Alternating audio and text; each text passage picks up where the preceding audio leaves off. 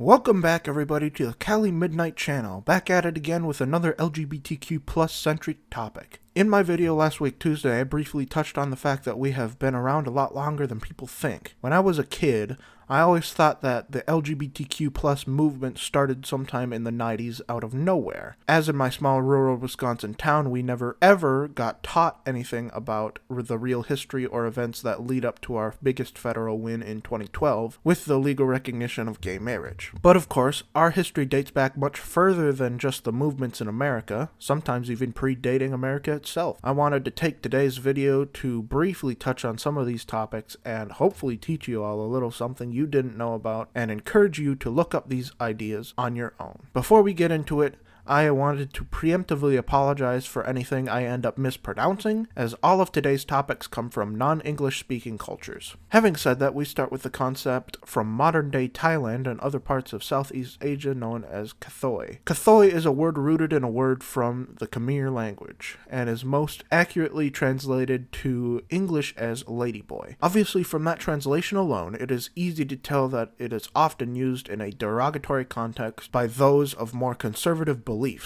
but the concept itself is an identity, much like being gay or transgender is an identity. It is described as an entirely separate gender, with recordings of the identity dating as far back as 1296 and 1297. Despite the constant misuse of the word to describe trans women, Kathoi and trans women are two entirely different identities, with Kathois identifying specifically as a type of male, simply with more effeminate traits such as how they dress and how they look, and these usually being people who were assigned male at birth. Much like trans women though, sometimes Kathoi will get gender-affirming surgeries or take hormones to better suit how they identify. Kathois face much of the same challenges that we face, with lack of work due to their identities leading them to some less than ideal industry work, though one bright spot here is that when working fruit harvesting jobs in rural areas, Kathois are allowed to perform both gendered roles of the job,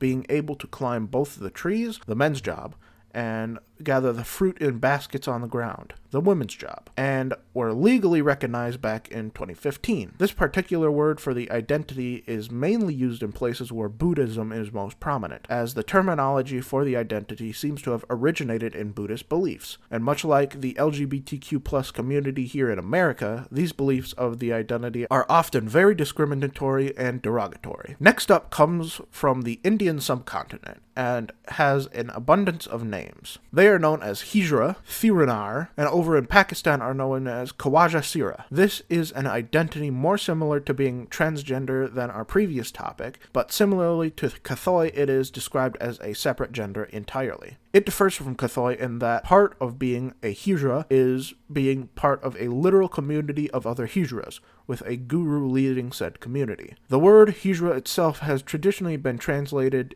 into English as eunuch or hermaphrodite, and the identity itself comes from ancient Hinduism, with the communities beginning to evolve during the Delhi Sultanate and the Mughal Empire, making the start of this identity's recognition around 1206 CE. I could get so much deeper into this identity and will likely need to make a video solely about it and all the identities and different names that fall under its umbrella, so for now I'll leave you with the victories they've gained, as they were legally recognized by the Indian Supreme Court as their own identity in 2014, and Pakistan, Bangladesh, and Nepal have all followed suit, allowing for an option to identify as these identities on passports and other official documents. Despite this, though, these people are often forced into lower classes and into poverty as a result of their identity, so they struggle like the rest of us. And now we get to this. There was going to be a third topic on this video, but in my research I have come to discover that the word I had originally sought to research is just flat out an Arabic slur for transgender people from the Arabian Peninsula. So out of respect for the people living there who have that horrid word spoken to them, I will not mention it here. However, this is the perfect chance to speak on something important: the optimism that there is to find in these topics. Obviously, as you have heard with the last 2 points, there really is a long way to go for all of us in the world, even these identities that have existed for around 800 years at this point. But there's some hope to find here, as in the last 2 decades alone, we have made more official progress than